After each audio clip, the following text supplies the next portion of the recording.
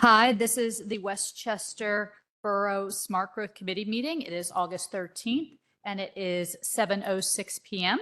I'm Nicole Shimoni, the chair, and I'm here with Lisa Dorsey and Bernie Flynn. And so we're calling ourselves to order. We'll start with any announcements. Seeing none, we will go to comments, suggestions, petitions by residents in attendance regarding items that are not on the agenda. Please advise that all public comment has a 5-minute limit. All right. Seeing none, we'll move to the director's report. Welcome, Aaron. Hello. For those who don't know me, my name is Aaron Fluck. I am the new director for the Department of Building, Housing, and Code Enforcement. We have produced a report for you, and we did go over a few things with it that are really important. Ramsey will be talking about a few things also here on when it comes to rental licenses. A couple of hot points that I'd like to bring up. We have started working with the individual code enforcement officers, the building chief building official, and our permit specialist and our rental license specialist, going over and creating new training and procedures and policies to help make things more consistent and even across. With the code enforcement, I have been doing ride-alongs with them and actually helping them with following up and processes and procedures to make things more efficient and a little bit quicker in getting to resolution. We did have one significant win and victory. I think it's 614 East Bernard Street. It had been an ongoing issue with some cleanup at that location.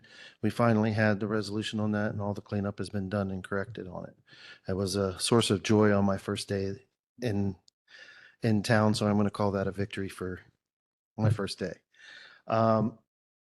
One of the things that I did want to point out is that we have been doing a lot of rental inspections. We've been keeping up on rental inspections, and approximately 33 to 45% of our rental inspections are failing for various issues, mostly dealing with health, welfare, and safety.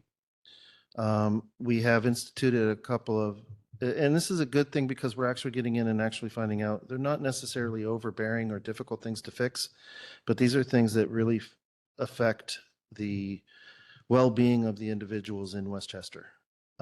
We are also implementing some changes in the way that we schedule things to block off one day a week, which is Friday, for us to go back and re-inspect those properties so that we actually we don't get a buildup of, we don't lose them in the sauce where we don't not coming back and getting those re-inspections done.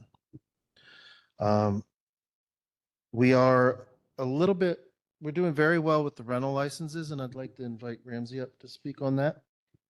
Very excited because I just tallied up more. I've been running the SmartGov report over and over. So as of today, we have issued 844 rental licenses with a total of $132,154 in fees.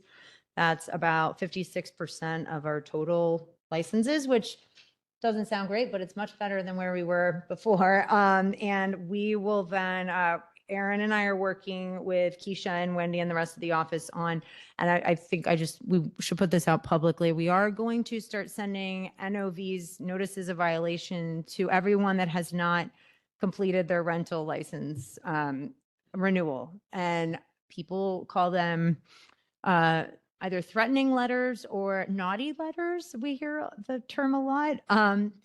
They are legal letters that we are sending out, but the goal is for everybody to contact us and come into compliance. So they will have 30 days from the date of the letter to contact us. It's either usually that they haven't had a rental inspection in the past 2 years, or that they don't have their tenant landlord form in.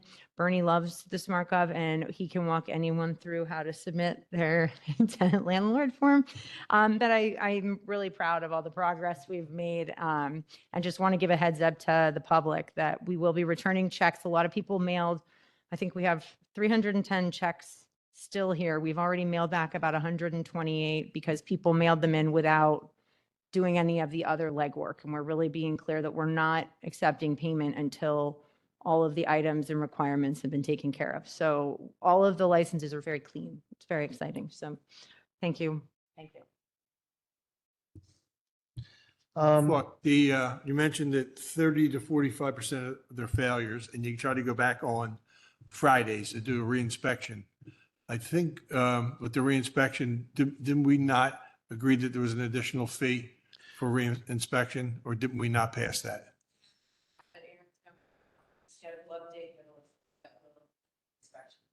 Okay. Currently, currently, we do not have a reinspection fee set up, but that'll be something that we do work on for the new budget. Are there any other questions or about the report, what we've gone over? Well, thank you very much. It's been a very exciting 17 days. I'm going to say that next year when it's like 300 and, yeah, okay. It's for the first 60. Okay, all right. Old business. Was there any other public comment? I don't think oh, okay. All right, old business. Motion to approve Smart Growth Committee minutes from July 9th. Anything from, okay. Sarah? Discuss amendments to Chapter 90 Restaurant Cafe. I just have a mini update. I know we're 17 days in, but Aaron, Keith, Sergeant Malicki, and myself met today to talk about some suggestions on modifying Chapter 90A to include, we should have some framework, I think by September. We're going to meet again and I think next week, but to include the 3 different types of permits for the Gay Street closure, open air market, for the dining platform, and then a separate one for the sidewalk cafe, because right now everything's kind of in one bucket. We did, as we were discussing, because special events are the term of the week and the hot button topic, we did also have some thoughts on modifying, I think it's Chapter 91 as well, which I think is parades, carnivals, parades, and something else to make that cleaner on special events and the special event application process. So as the discussions continue, we'll have some feedback for you guys in September on both of those ordinances. Any questions? Any questions? No? Anyone? No? Okay, thank you. All right, we'll move to new business, potential Turk's Head Trail presentation by Carrie Roskamp.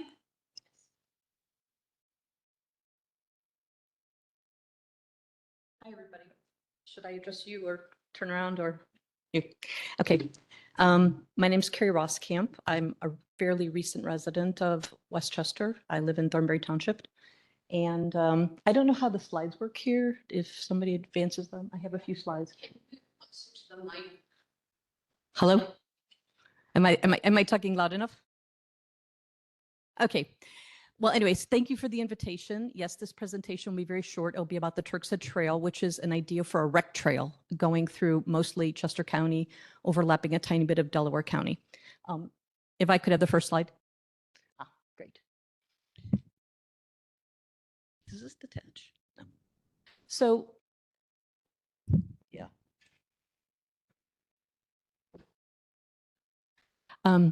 So the idea is not mine, frankly. It's a man by the name of Nick Rickards who lives in Westtown. And he's a long-term resident. He actually went to Westchester University. He has children. He lives right by Ruston High School. And I came into this in January of this year as a newer resident. I was a little bit concerned about the lack of safe places to walk and ride a bike in our area of Thornbury Township. In fact, my husband's here with me tonight. Our daughter was home from college. She almost got run over walking the dog right outside our subdivision, which is only like 2 little blocks. And she took the dog outside the subdivision and she almost got hit. So it was a scary thing. And I started to think about, well, what's like Thornbury Township's long-term plans for sidewalks, bike trails, something that we could access easily, freely, conveniently. And it turns out they had a master plan dating back over 15 years ago that they had never developed. And I went to a few supervisors meetings and it didn't look like there was anything urgent being scheduled for, anything along those lines. So I came across a Facebook post by Nick Rickards with this idea of a Turk's Head Trail. And this is what I'd like to explain. By the way, Westchester, I didn't really realize this, Turk's Head was the original name of the town, dating back to when there was a tavern, I guess, locally named Turk's Head. So that's how he came up with it. He's trying very hard to tie this into, historical things. Anyways, so the problems as he saw it, and I fully agree, is that there's a lack of safety for people who want to walk, jog, bike, rollerblade, or whatever, once you're outside the borough. And I myself am not a runner, but I'm a cyclist. My husband's a cyclist, and we routinely go up to Chester Valley Trail, it's a good 25 minutes. And it kind of puts a damper in, how often you're going to go up there. And frankly, being retired, we have a lot more leisure time than most people. I think some people just don't have much leisure time to go that far just to take a walk or whatever. We also realized as we got to know the neighborhoods, you have a lot of wonderful things in the community. There's Oakbourne Park and Goose Creek Park and all these little parks scattered, elementary schools, et cetera, but everything seems just isolated from each other. So especially for children in the area, and we don't have school-age children, it seemed to me, how do kids get around here? And what we realized, because we do live near Goose Creek Park, and there is a historic train going through along that way, that the kids walk along the train tracks. And then, of course, traffic, so we have 2 cars. I know many families in our neighborhood do. I'm sure it's not that uncommon. And, this all adds up to traffic because this is a mode of transportation for people. If they can't get to their jobs or to school any other way, how else are you going to get into, say, the borough for shopping or to go to the library or whatever else you might want to do if you don't have any other way to get there but a car. So for all these reasons, he was thinking about it, and I agreed with him. And on the next slide, we'll see what his idea was, which to take advantage of the fact that there is this SEPTA corridor that the historic train runs on. There is no passenger service on that train. I'm sure everybody, and you guys are all well aware of this now, that was discontinued almost 40 years ago. At that time, the ridership was low, the track was deteriorating. For any of you who want to walk that track, I can assure you and I'm not an engineer, not in great shape. I don't know what it would cost to revitalize that track so you could actually support passenger rail on it, high-speed rail. But since 1997, this historic train has operated. My guess it's somewhere along a 8-mile trail altogether from the starting point in Westchester down to the small train station in Glen Mills, and it takes about an hour. So, we're figuring 5 miles an hour. That's how fast that little train's going. So in looking into that, what Nick realized is the train really operates for most of the year, only 1 day a week on Sundays at noon. It is much more popular apparently on holidays like Easter and Christmas. So there's more service then, but for a great amount of time, there's no train running on that track. So his idea was to see if it would be possible to utilize some of the space in that corridor to develop a parallel trail for recreation. Now, this is his graphic where it's color-coded that this trail would actually cross 5 different municipalities, starting at the train station along Market Street there, just east of Walnut, going through, as you can see in the green, Westchester Borough, then into Wiscasset, Westtown, Thornbury, Chesco, and finally a little bit into Thornbury of Delaware County. The bulk of it obviously would be in Chester County. The reason he actually thought to expand it a little bit more into that little piece in Delaware County was for 2 reasons. One is that you have Cheney University. We're very near where the SEPTA corridor is. It's literally right there. And that would give access to about, I guess, 700 students who go to Cheney University if you could have a bike trail come that close to that school. And also because you actually have something called the Luckenbach Trail at that point in Delaware County, which is not a paved trail, but it's a hiking trail. It's probably not very accessible in bad weather or for elderly people, but maybe there would be some hope that at some point, if Chester County did something along these lines, Delaware County would get excited and say, oh, well, we could pave the already existing Luckenbach Trail and extend this out. So that's why this overlaps with Delaware County a little bit. On the next slide, again, we're talking about just some of the benefits. I think being active is obvious. Not everybody can afford a gym membership, a golf course membership, home weight system, or all these other things that one might like to do to get some exercise. enjoying nature. I think we all realize after COVID how important it is to get outside for mental health. And, going green. Do we really want to be relying on cars for each and everything? And I don't see that ending here as in the future. I don't see any public transportation coming in anytime soon to our area. Okay, on the next slide. These are just some points of community connection. I actually walked the trail from the Goose Creek Park area near my home all the way down toward the end of the trail that he's proposing along Cheney Street there by the Luckenbach Trail. But you can see where Cheney University is on the far right side of the map, and then you have a soccer field, you have the little park where we live, you have a bunch of schools, obviously a big high school, Oakbourne Park is big. And again, these are very convenient things for exercise and recreation and education, but very unconnected as far as a road or a sidewalk or anything convenient. Okay, on the next slide. We talked a little bit about health and quality of life. I think there might be an economic benefit to the area from doing this. I haven't lived in this area long enough to know what the needs are for the borough, so I can't speak to that, but I would imagine just based on personal experience, when I was a kid and I didn't have a car, the only way I could get to my job was on a bike. That's what I did. Or on a bus. That's what I did. It might provide a means for people to hire students who don't have transportation or want to come into the area to shop or do something like that. But I think that can't be overlooked, that there might be some economic benefits as well. And it's interesting because I was waiting for this meeting to start and I saw a little map of the borough, and it was color coded blue, yellow, red, green, and it seemed like the green area where this train station is actually not as well represented with commerce. Most of the dining and the shops and everything and the hotels are in these other areas. So I don't know historically if that's been a more depressed quadrant, but maybe that would help revitalize that section as well. Okay, the idea here, simply put, would be inspired locally by the Chester Valley Trail. I've been fortunate enough to live in other areas where there are really beautiful trails, and you don't think about how that lakefront trail along Lake Michigan got started. That's like 19 miles long, or these, beautiful trails in Colorado where we used to live got started. But I know once they're there, they're really widely used. And having gone to the Chester Valley Trail multiple times, which I looked up some of the data, it's almost 19 miles long, it's ADA accessible, it's wide enough to accommodate cyclists. All these different uses are potential uses for people in the community. So, whether it's somebody who frankly is in a wheelchair, somebody like my mother who needs a walker, who could never be on like a hiking trail, somebody with a little stroller that couldn't be on a hiking trail.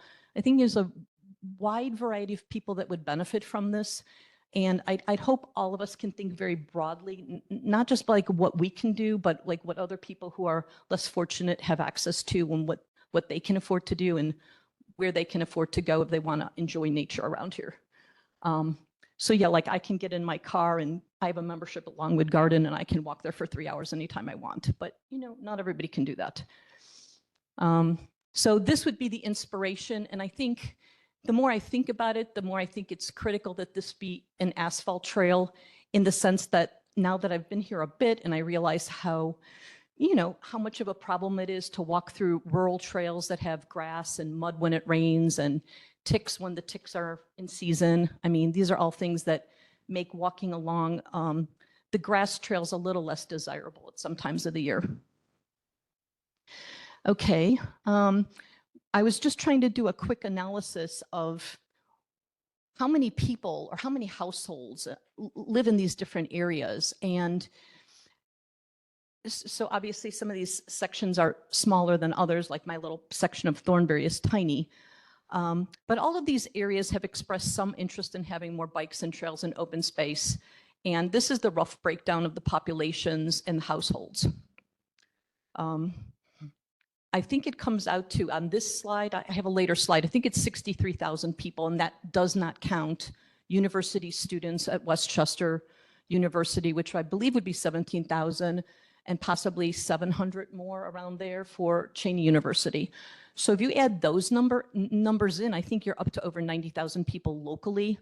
And that doesn't really even include people who might live within a stone's throw of this trail and they're willing to drive from I don't know, Pocopson, Kennett Square, all these other areas that probably in a similar pickle, that they just don't have that kind of access to a nice rec trail. Maybe everybody's going up to Chester Valley, I don't know. So the plan would be to encourage people in each municipality to contribute to this idea. It can't be driven by just one lady in Thornbury Township and one guy in, Westtown Township. It has to be a team of people representing the interests of all their different townships. There would have to be a feasibility study done, and we would obviously need permission from SEPTA to go ahead and to even conduct a feasibility study and see where this would go. When I first started thinking about it, I started thinking that maybe the easiest thing is rails to trails, which is so common and would be so less expensive. There's the track laid on, it's about 8 feet wide. But, I think Nick's idea is to try to accommodate the train because it is existing. It is a commercial business. It is a for-profit business. I didn't even realize that. And so just to see if we could come up with an idea to have both be together, the rail with the trail. And as far as I think there was another slide about funding, but I think the idea would be to try to get grant money to raise enough grant money to undertake a feasibility study. If it couldn't be done exclusively through grant money, then the municipalities would have to contribute. And I don't know if you would do that evenly and just say each of you 5 municipalities try to contribute the remainder, or try to do that on a population basis. So that's the overall idea. Like I said, a 5-mile, very accessible rec trail running alongside the historic railroad line now. Thank you. Are there any questions? Thank you. Any questions? Thoughts? Any questions from you guys? Okay. I have a couple of questions. I mean, a couple of things, I do now and again, to your point, go up to Chester Valley. Like, it's like all right, let's drive up there and we'll get on the trail and we'll ride it. And it's beautiful. It's wonderful. Yeah. Like, once you get there, but we don't get there often because it's a little bit of a commitment to get all your stuff. Right. Go. I like the idea. It does sound like you got a lot of work to do. I'm assuming. Are you guys planning out a timeline to try to start getting some of this accomplished? So I gave a presentation to the Transportation Advisory Committee a little ago, and they did recommend we talk to you. And I really don't know what next steps are, so we're looking for some advice. Nick has been just sort of spinning on this himself for a while. He has a whole spreadsheet of people he's called.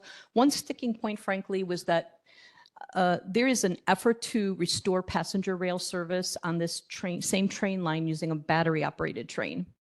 And so we're trying to be careful not to get in their way because they're very interested in doing that.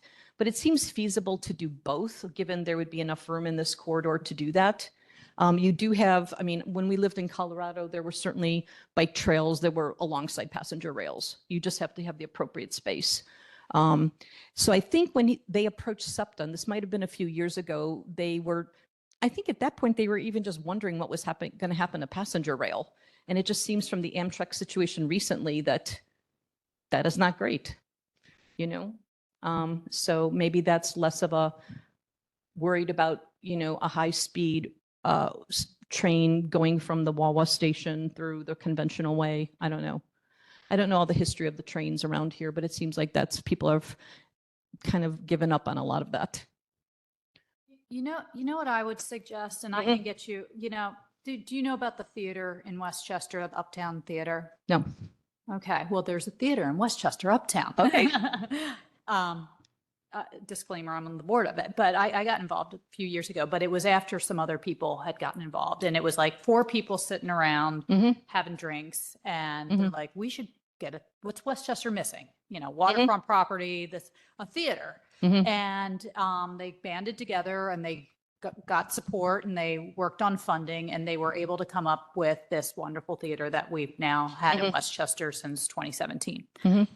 I don't know if it sounds like you guys are kind of, you have some idea of maybe where to go. I mean, there was no SEPTA component with regards to Uptown Theater, but it was an old building and things Right. like that. But it might be worth you connecting with some of those founders Mhm. and getting some thoughts on how they Mhm.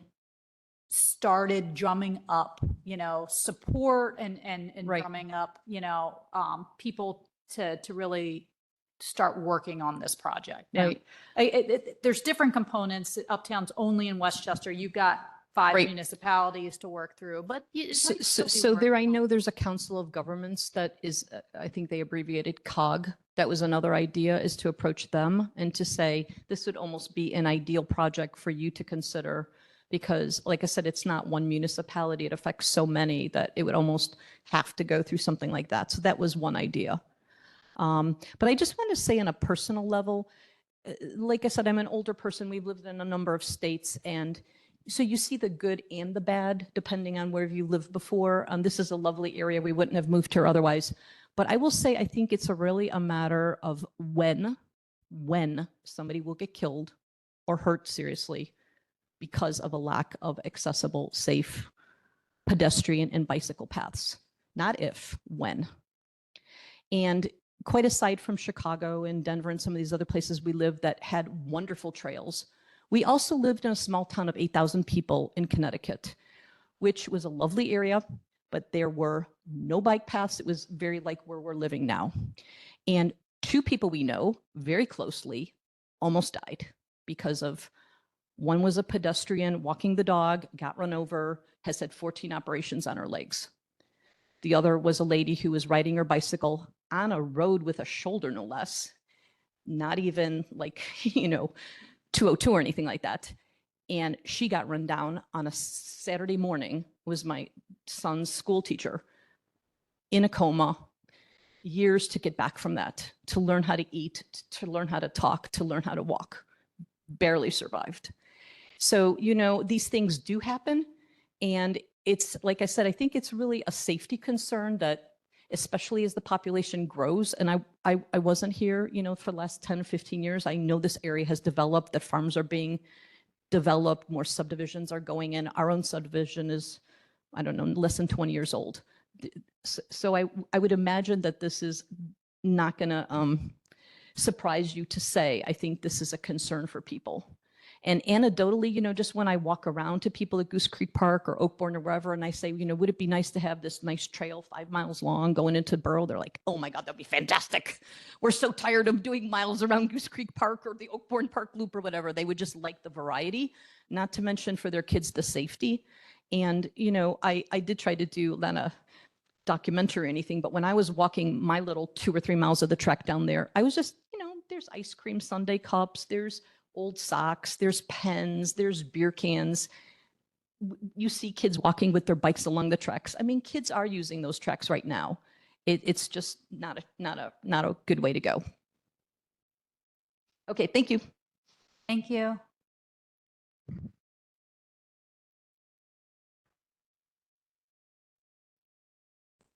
All right.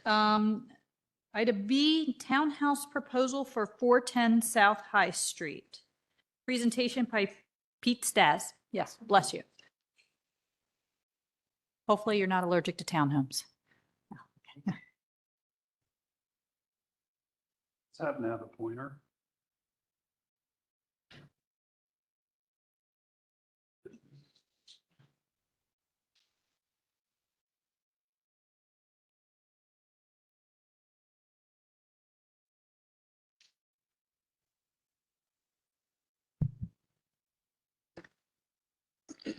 Good evening. Pete Stas, I'm with Core Development. Was here today to discuss this. I want to just give you some background of why we got to this, because I think it's important to kind of where we're at with our development. As I think all of you are familiar with, we have, it's kind of been like a 7-8 year process for us, Endeavor, but with the approval process, I think we're up to like 3+ years. So we had submitted for a mixed-use multifamily project, and that got appealed. And so it went first to the local courts, and then it got appealed up to the upper courts. So we're scheduled to go to Commonwealth Court. They don't give you the exact court date because depends what the judge's availability, but it's September, October. There's a couple date ranges in there. Once we get through that, then we'd execute on the next plan, the next multifamily plan, and we fully anticipate that would get appealed. And so we think this is a multi-year project from now to get to approvals. I don't know how long it's going to be, but it's going to be a long time and quite a bit of money. So further background, core development is the equitable owner of the land. So and if I'm telling you stuff you already know, I'll just say it anyways for the sake of everyone, but that means we have the right to develop that land as an apartment building. We don't own it until we close on it, and we close on it when we have the right to build it. And that's commonly, it's done sometimes. It's not always done, but we've done a handful of projects that way over the years. We approached the landowners about a year ago and just said, they're in their, I guess I don't want to say, let's just say they're in retirement, and it's a brother and sister. And we approached them and said, hey, look, this is going to be a fight. It's going to take some time. And do you want to consider another development option? They said no. And as time wore on, we brought it up again. And for about 60 to 90 days, we worked through a lot with them because there's significant tax consequences. If you go this direction, you get nailed with, they have a very low cost basis in the land. So they'll get really hit hard with capital gains and ordinary income. And so we took them through that entire analysis. And at the end of the day, the outcome financially for them is not as good to go this direction. But what we pitched to them was that if we went this direction, if we could get through approvals in a reasonable time, it's just to define reasonable, like I think it took us upwards of a year to get through our first approval process. So like something shorter than just not an extended approval process. And the reason that they're interested in that is they're older, and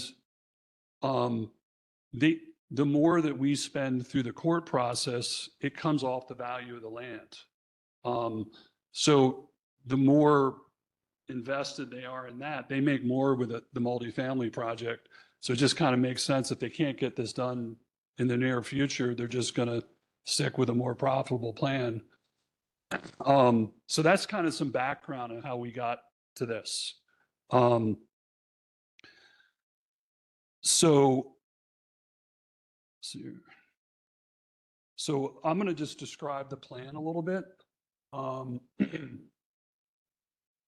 Okay. So High Street, Dean Street, Price Street. So we have, these are townhomes so this would be like what you're looking at is, and understand that this isn't fully designed. This is to scale. And this is what I'd say about where the size of the buildings would land if we presented it for preliminary plan. So these are about 37, all these buildings are about 37 feet high, roughly speaking. They're 3-story buildings. These buildings here, they're townhomes. So Aaron might have to help me out. They are in, thank you.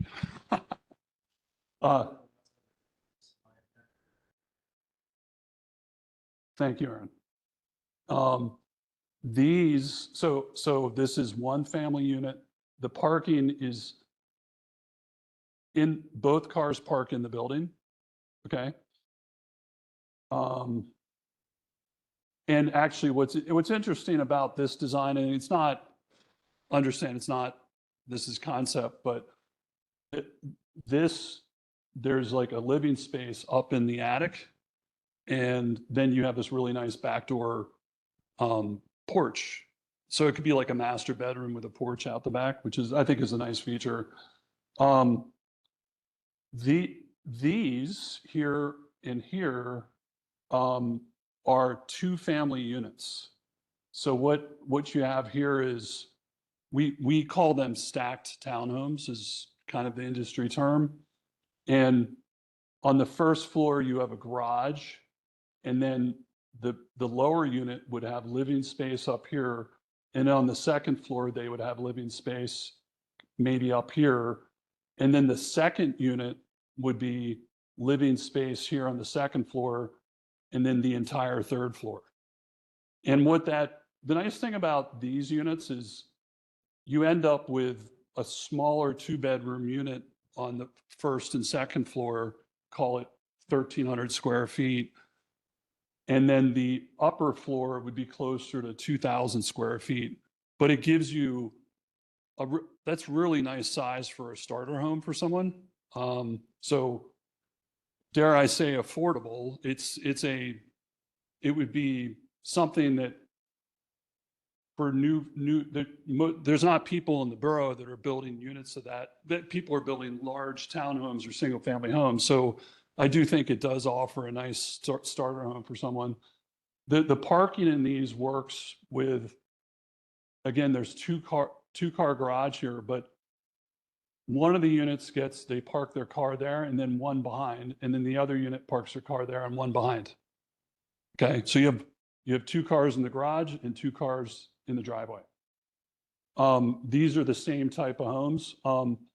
This design evolved some. We had some interesting conversations, and it got to kind of this design concept where there's a nice landscaping opportunity here. This would be the front of the homes. We also have this pocket park here, which is nice. I forgot to cover what's also interesting about this. When we originally came up with the idea, we were like, okay, let's take a road down the middle and put units here and here. What's interesting about this idea, which I think I think it has some interesting character, because let's just talk about like flow of cars. We would design this so it's kind of one way. It's wide enough to be 2 ways, but you'd make it one way, so you have to enter here and leave here. And what's nice about that is you won't have cars turning out this way onto Price Street, and your cars will be going out this way and going left or right. So I think I feel like that's a nice way to handle the burden of the additional traffic. These little sections here are dead ends. It's hard to show you in a 2D map like this, but we would put let's call it like a waist high brick wall or some design feature there. We do show like a pedestrian access there. But we really haven't fully vetted out the thinking for that. But you would not be this is a dead end, and these folks here would back out there and then go out, and these folks here would back out there and go out. So if that makes sense. And then you can see we're right up on the sidewalk here, and we put just because we think it's good design, we would love to have some planters, and those are the front steps right there. And we think that really engages the pedestrian, the walkability of the town. We think that's good design. And so in the event, and you can see there's lots of opportunities for landscaping, and just some unique spaces inside of the development. Just a couple other things about the development. when you look at the definition of town center, one of the things they talk, well, just kind of before I get to that, when you think about the scale of this area, I mean, obviously, this is NC2, this is NC2. I believe this is town center, and this is town center.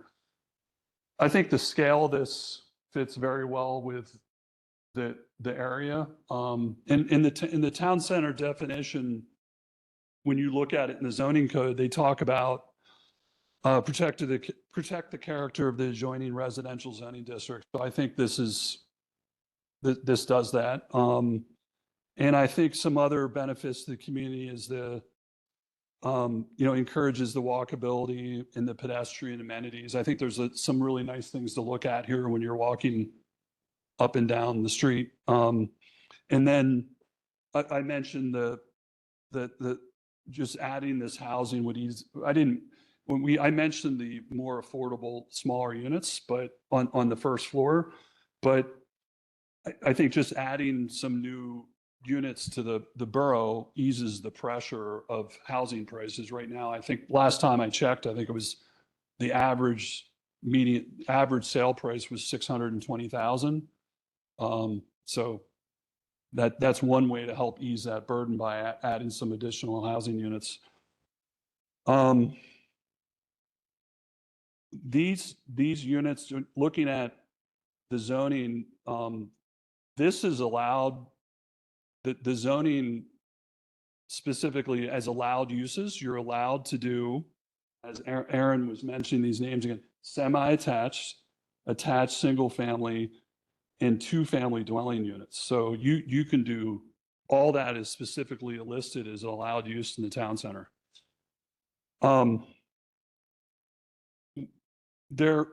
We're still fully reviewing the code, but there's probably a couple small tweaks to the code that need to happen on this, and we haven't fully dug into it. But I guess what I'm here to ask you is, if to gather your feedback on the plan, and then if you're in support of this general direction, you say, hey, Pete, I'm interested in pursuing this, then we would then go work with the staff. We'd work with the planning commission to propose an amendment that could allow this to move forward. And I think there are minor amendments. Like I'll just give you an example, the one that I know of. So they allow stacked parking in townhomes, single family, but when they added that text amendment, they didn't allow it. They didn't add 2-family units. So I'm actually not allowed to do stacked parking there. And to me, it looks like an oversight, but that's easy for me to say. I wasn't part of that change, but it seems to me like it would make sense it seems like it seems like an appropriate change to the text amendment. But that's what I'm asking you folks is, if you're supportive of this direction, we would endeavor on proposing the changes that need to be proposed and working through the approval process to do that first as a text amendment, and then come back through with a preliminary plan, and then hopefully final plan. Well, thank you. Any comments from anyone in attendance? All right, Daryl, come on up.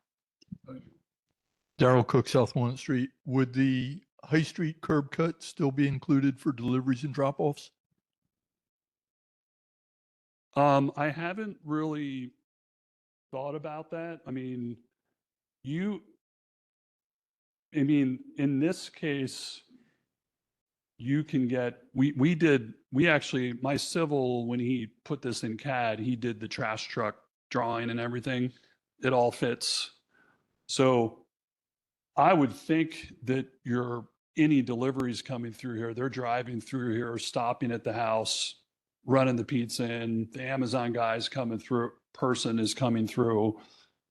I really haven't thought about it, but I think it's a good question. Any other questions from those in attendance? Brian Travis, 304 South Walnut Street. You'd mentioned sort of introducing this as a lower price option. What's the target range for purchase? I'm assuming these are purchase. So I think like 550 for that smaller unit, 500 is probably where they might land. And the townhomes on the ends, 800, 850. I know it's hard to say affordable with that, but It's more affordable than the $1 million ones Well- that are going up well, right now. yeah, and keep in mind, like, to put it in perspective, and I understand the irony in what I just said, but like your average sale price is 620. That's the average selling price of what's selling in this borough. I would suspect 98% of that is used homes. They're not new. So for a new home, that's pretty good price. And when you add inventory, there's a trickle effect that can help the I'm not an expert on it, but I read about it, and one way to keep prices down is add inventory. And there's a lot of studies on that. Supply demand curve, right? And any other questions from, yep. Lisa Kern, West Biddle Street. I mean, this is my first time seeing it, but I think it looks very much like what the Planning Commission has been talking about, as opposed to the big block apartment complexes we've been getting for proposals like this. It kind of looks like the ones along Adele Alley, which I think it's kind of the direction that we want to go. So first impressions, I like the direction. Thank you. Yeah, I just one thing I would add is we haven't designed the outside of the buildings, but we're committed to brick and fiber cement. And fiber cement is, if you're not familiar with it, it can look just like wood lapboard, but it's a cementitious material. It's much more durable, looks beautiful. And when you stand back and look at it, it looks just as good as lap siding, wood lap siding. But yeah, that's kind of really the only way we operate is we're pretty design oriented company. So we haven't designed them yet, but we're committed to some really nice buildings. All right. And any other comments from those in attendance? All right. All right. I'm going to throw it to you guys. Your turn. I mean, I would echo what Lisa Kern said. We are accustomed to seeing the, 2, 3, 4, 500 unit apartment buildings.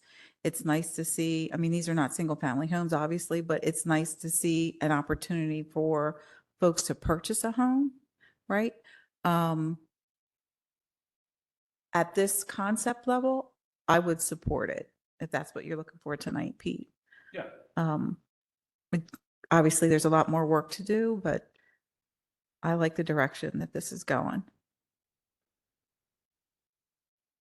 To your point, the 800 and 850, the average house in the borough used and abused and over 100 years old is 645. If you look at the house on North Darlington Street, my daughter has listed, and it's sold for over asking price, more over than 645. And they're going to have to probably put another $100,000 into it because it probably have knob and tube. And it probably has asbestos, it probably has lead, it has all the other stuff. So you're another $100,000, $150,000 if you're going to do it right. But the way you're proposing these guys are brand new. You walk in and just hang your clothes up. And I think it's a great concept. The being in the footprint that you have there, you haven't met.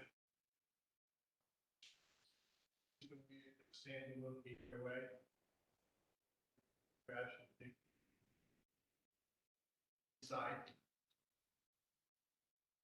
We have not fully figured that out yet. We will. I'm kind of thinking these would have to be private roads, not borough roads, because I don't have right of ways. Like when you call it a borough road, you want like a 40-foot right of way. So like, I think the whole thing is gonna have to be considered private roads. I guess I would like to have further discussion with the staff and everyone about the services that could be provided with something like that. Because I'm cognizant that you want to save the borough money, and I get that. But if we had to pay for the HOA had to pay for the trash pickup, they're paying for that, I think, in their taxes already. So just if we could have a discussion about that. I think Aaron has a thought. Just so.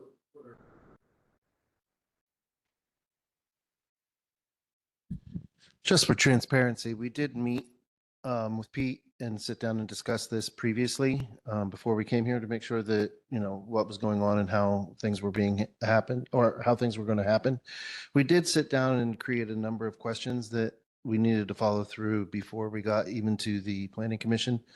And one of them was whether or not this would be borough trash pickup or would have to be separate. And that was one of the questions that we were doing further discovery on in the borough, and they're going to do it on their end too, to see what can be done in that regard. So we're working on that answer, efforting that answer. To that point, Aaron, the very similar property, Ward 6, it's called the, all of a sudden, my senior moment. Place down the street from the growers market. Bishop Shanahan, it's the High Point in Shanahan. Okay, it's extremely similar to the situation, and they're private roads, and they take care of all their own individual trash pickup, and they plow their own roads up there. They have an HOA. It's on Bradford Avenue and Everhart Avenue. I think it's where it is, right top of the hill. It's where the old high school used to be. Okay. Okay. So you may want to look a little bit into that High Point at Shanahan, but it's extremely similar. And the only thing we provide for High Point at Shanahan is police and fire and ambulance. Yeah. They're responsible for everything else, and plowing and trash removal and all that stuff. Those are all points that we were planning to bring to the Planning Commission and have ready for when we go. Great. Thank you. The process that we were going to be using is there is in the zoning ordinance and the subdivision ordinance, subdivision ordinance allows for a brief, even before the preliminary sketches, they can actually bring it to the Planning Commission into the smart growth to just basically in the concept point to look for things like that and get feedback from them on what you would want answered for that preliminary plan review. So that is part of what is being done here, is we're trying to collect all those questions. Pete, I have one more question. Is that about 42 units? Like if I just Yeah. look at that? Yeah, Okay. good math. Well, I'll just say too, I mean, I've talked to you a little bit about it before already, and I love this idea for that space. I agree with what Lisa said. This is in line with things that have been already in the works and talked about with the Planning Commission presentation to us, and just in general, as we saw big box apartments, as I call them, after big box kind of come through last year. So if I see this, if this can be made workable with all the work with our team and the Planning Commission, I see this as a win kind of for everyone, especially if, as you said in the beginning, you kind of ran the numbers with the owners, and it seems like it could be also a win for them too. So I'd like win-win situations. So all the best working with these guys to get us something that we can make workable for you. Great. Thank you. I have one more question. Yeah. So some of the resistance that you've gotten is the neighborhood. Has any of this been shared with those folks? I have not. I'm happy to sit down. I mean, CJ is kind of the lead on the appellant list. So he's listed, and there's someone else Delarue, I think the name is. I apologize if I messed up that name. I've actively tried to have conversations with them through all this. Not since we've had this.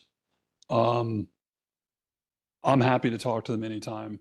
It's just, it seems like when we would propose solutions and we just couldn't find a place to meet. So, and we're in a pretty hotly contested appeal process. So it's, again, before I started the whole development, my entire team said, don't sit down with CJ. And I went to his office twice and met with him. So I always have communicated, like, we take kind of a long-term approach to all this, and we always want to meet neighbors, and we love to build community, and that's kind of how we're long-term holders of real estate. So we're just invested. So I was like, I'm going to go meet with a guy, see if we can figure something out and see what his issues are. And we couldn't figure it out, but regretfully.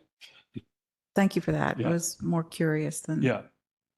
So CJ, if you're listening out there and you want to talk to Pete about this townhome concept, please give him a call. Yeah. There you go.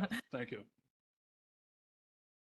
The townhouse community that I believe CJ built right adjacent to your property right there. They're where I grew up. They're called row homes. Okay, but look, his development looks a lot like Elford's Alley down in Philadelphia with the red brick and the red sidewalks and the marble stoops and all that kind of stuff. So your townhouse proposal, I know you haven't gone through the concept yet, would it be similar to adjoining that development so that it mirrors each other? I don't want to say that, just because I love good design, but I can only tell you it after someone shows it to me. I can't pick colors and all that. But I think you'll find that we're going to come up with something. You start with good materials, right? Like, so we're going to use brick. Some townhomes just throw up white windows. I like black windows. I think they make a little difference, and depending on the style and look you're looking for. But I think one of the things that's always difficult is you're building in an environment that is, we struggle with this all the time, but we've come up with some pretty creative ways to do it. Like, you go into these as-built environments and there's all this beautiful old architecture, and then you're building a new building. So you don't want to, I'm a big fan of, if you try to replicate an old building, I think you'll fail. I think you want to come up with a style that pays respect to it. It's not trying to copy it. So we've taken images, and I've talked to Jim and a whole bunch of people, and like, you have some really cool architecture with the front steps and a cool stoop and all through the town center, and you have like wooden sills and the mantle, like there's all kinds of cool features like that I think you could put on this building.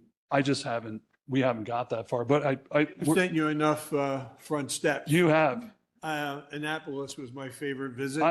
I must have sent you 50 pictures of Annapolis. I'm So a big stoop fan. I think if you put, maybe you don't make, but stoops, you may not want to make them that big, but you make them big enough where people can kind of be there and connect with the pedestrian traffic. So like, it just makes, even if it's not big enough to put a couple chairs on it, it just creates because that's the catch-22. Like, if you make it too big and then someone starts putting all kinds of stuff right on the, so I think you make it so it's inviting. It feels like it's a front porch that you could sit on, but you don't sit on it, but it just makes, and then you can see we stuck some planters. It's kind of hard to see, but there's planters on the sidewalk.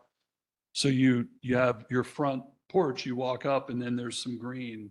and planners there. I think we had a couple inspirational images. Actually, that idea, we were looking at, one of my partners lives in Brooklyn and he lives in a brownstone and they do a lot of that there. These are not going to be brownstones, but I wish. Wouldn't be affordable if they were. All right, very good. All right, thank you so much. Yep. All right, looking forward to having you guys come back. Okay. All right, item C, motion to approve Public Arts Commission endorsement, Safe Harbor of Westchester County, 20 North Matlack Street. A review of proposal. I'm sorry, the attachment explains what they're intending to do, and I would recommend the committee, if it wants to recommend approval of this, that it also do it with a condition that they get a opinion from the HARB. That's what they're supposed to do when things are happening in the historic district. And I didn't see anything in the records that they had gotten a HARB opinion yet on this proposal. Okay, so it's covering over those murals, and the new mural is, yeah. Yeah, it's pretty. Will there still be a selfie spot? No? Yeah, right. Okay, so Sean, what we're proposing is that to approve it, but with the suggestion that they go back to HARB? Condition that they have a HARB opinion on this. And I don't know if it's in a different record. It's not the record they supplied us with. All right, any comment from those in attendance? Any additional comment? Okay, so 3-0 for that, which you just said with the HARB. All right, speaking of HARB, we'll go to item D, motion to approve HARB applications. So, Aaron, usually,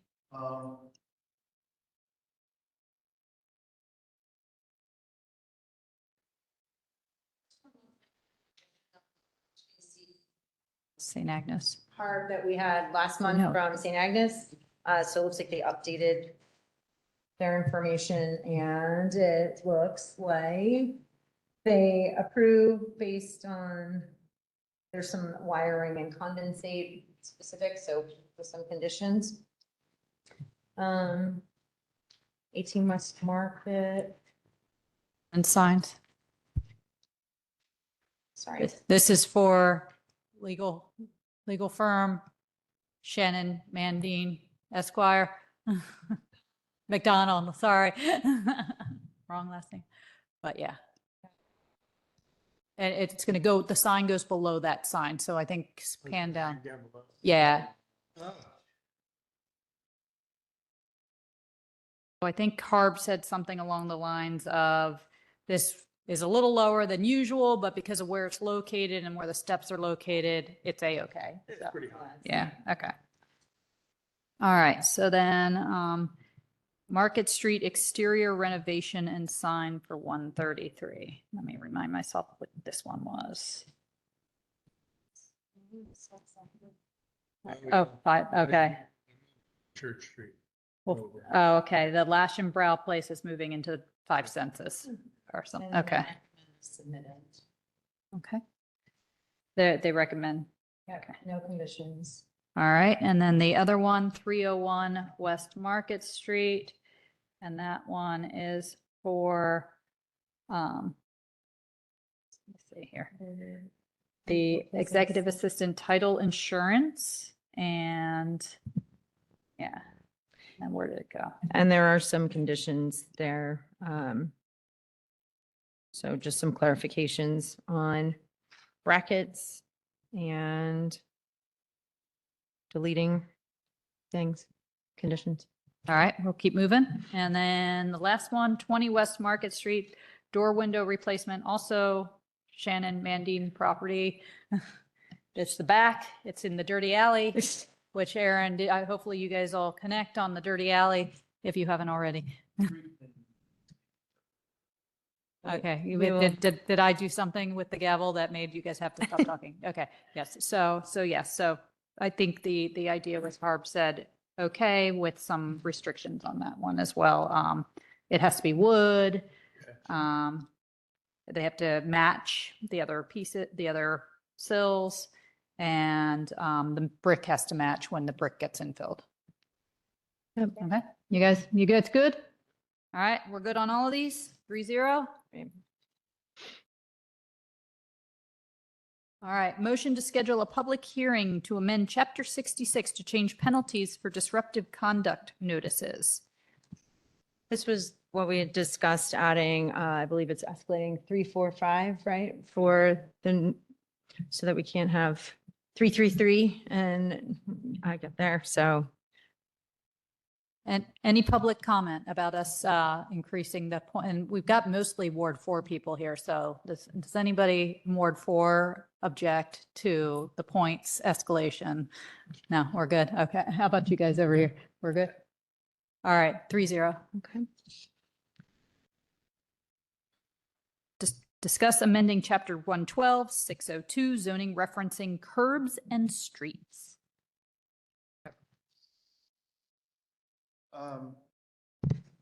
We had a couple of issues that occurred on my first day here regarding curbs being installed in alleys particularly. The definitions in 97, which is our subdivision land development, and in 112, which is our zoning, are when it deals with parking lot renovations and so forth, there has to be a separation of a 6-inch curb on all streets. And then it says it'll be done by the regulations in subsection 97 point, I forget the exact number. And when I looked that up, it's basically stated that all streets shall have a curb. When you look up at the definition in each of those ordinances, it does have in there that streets, in the definition of a street, it actually has an alley as one of the names that it will be, a street can be known by. So the ordinance would be, we're coming here today to look to see if it's worthwhile or do we want to pursue doing an amendment that would clarify that or to change the language to allow us to have more control over whether or not we want to have a curb in an alley. And the thing that brought this up is that there are some concerns with particularly maintaining an equipment, snow plowing and so forth like that in an alley where you may not know that there's a curb, where you can't see that there's a curb. You only have a 6-inch curb and we have an 8-inch snowfall. It doesn't really show up that much. So you may have damage to equipment that may be significant. And you're in a restricted area such as an alley, you may not have as much room to move. So the idea is whether there is an ability for us to have either to eliminate the need for curbs in alleys or to create an ordinance that would give some freedom to, particularly in specific alleys that might meet certain criteria, not require a curb.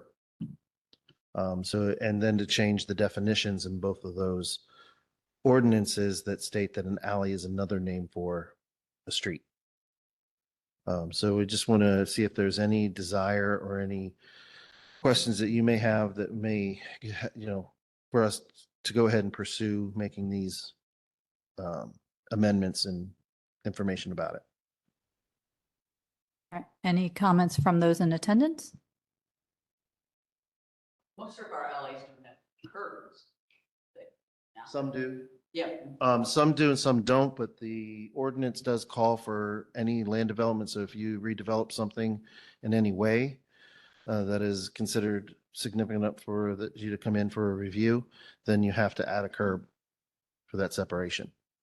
And we've had 2 locations within the last several months that's come up with, and it's caused some issues between Public Works and what the zoning is stating. All right. Any comments from you Yeah, guys? Aaron, it seems extremely vague because most of us use the alleys as our streets because we stay off the main roads because you can traverse the borough a lot quicker through the alley than you can on I'm learning Market that, Street and yes. everything else. You're learning. But a picture, a photograph of what you're actually asking, and an example would be really, really helpful. Do we have any of them? I don't have any Available? with me right this moment, but the one I mean, project, I know what all the alleys look like, you know, 'cause people build garages right up to the cartway. You know, and they call them ADUs now. And they're building houses in the alleys. But there are very few curbs, but like behind Mitch's gym, there's a curb. And we don't know Mitch's gym, but well, there's it a isn't curb so there. much that Yeah. there's existing ones, but Yeah. unfortunately, to give you an example, there was one, I don't know the exact address. It's down near South Matlack. 740, but there's another one that was close to it on the McGill property. Like I said, a But- photograph of, from my visual, Well, to give me some the issue was that the idea. plans called for a curb to be installed because our ordinance called for a curb to be installed, and no curb was installed, and it was not caught. And now there's another property that's coming up that is going through the same thing, and they're being told that the curb is required. And now they either have to install the curb, sit around and wait on whether or not we would determine whether or not we're going to make an alteration to our ordinance to allow that, which could take up a lot of time, or they have to go through the zoning hearing board to get a variance on that curb installation. So the idea is, we can't help those two things that have gone through, but we want to try to alleviate the issue moving forward in the ordinances that we have. Come up here. I pulled it up on, and maybe you can pull it up on maps too. That might be, but so this is where it is my.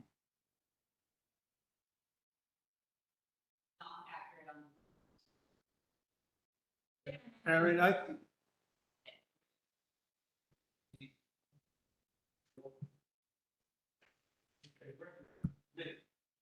recommendation from you on Okay. what makes common sense. Because if common sense dictates no curbs and alleys, now, I'm okay with using common sense. Then we'd have to change the ordinance or whatever that kind of stuff. But the visual of what you're trying to depict is a little confusing. Well, that's Yeah. kind of what we're here is, once again, to get your insight as to what you need to make a determination on it, whether we should even bother moving forward with this. I would use common sense. What I will do is, if you want, No, I can do for a me, staff. no curb. Here's my thought based on what you just said. If you can get a picture by work session and we'll put it on, and at least then you can see a Yeah. picture by work session, and then we can talk about it there. And we I can have a kinda- picture and a staff report regarding this so that you have some information to go off of. Yeah. Bernie likes pictures. Hand drawn or photography? No, photograph. No, 'cause I'm sorry. most of the alleys don't have curbs. Yeah. Because it doesn't make sense to have curbs in the alleys. Just another thing to ruin your tires on or roll and run over. So, And like I said, it could be something where if there are circumstances where we do need to have a curb, such as an ADU or that is, Yeah. which is fronting Yeah. fronting an alley, then we may want to either eliminate all curbs and alleys or have it to where Public Works has a criteria that they can determine whether or not a curb is acceptable or not. And so that they don't have to go, change an ordinance every time they want to do this. All right, sounds good. So we'll put it on discussion, work session as a discussion item. Yep, okay. All right, so Lisa, I didn't let you talk. Did you have anything more that you want to? Okay, you're good. Sorry. Okay, motion to appoint Borough Historic Architect. We need to have a historic architect for the Harb Commission. It's part of what is required, and we have to also include their fees on our fee schedule. So we're just going through, and we have a individual or company that we are looking at to add as that individual. And I believe that information and their fees were provided to you. This is to follow up with the modification to the ordinance from our board having a historic architect review the thing, if we choose to 75 that ordinance amendment that we.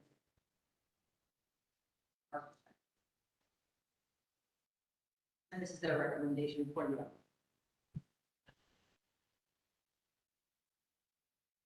Any questions from anyone in attendance? Do you guys have any questions? The only question I have, Aaron, is there a fee for the historic architect to opine on a structure? If it is, does the applicant pay for the We are clarifying architect. that to make sure of it, but as of right now, it's a pass-through cost. what's that mean? It means that whatever our cost is gets passed through to the applicant. Okay, good. Yeah, okay. Sorry if I'm using the wrong term, but that's the way we know it. So he'll talk, dude. I think it's the right I'm term. not so sure of a pass through. but- Yeah, I think Passes he through used you to the other word. person. We learned something tonight. That's true. Okay, any other thoughts? All right, I think we're good. 3-0. All right, recommendation. Any other business? All righty, then at 8:21, we are adjourned.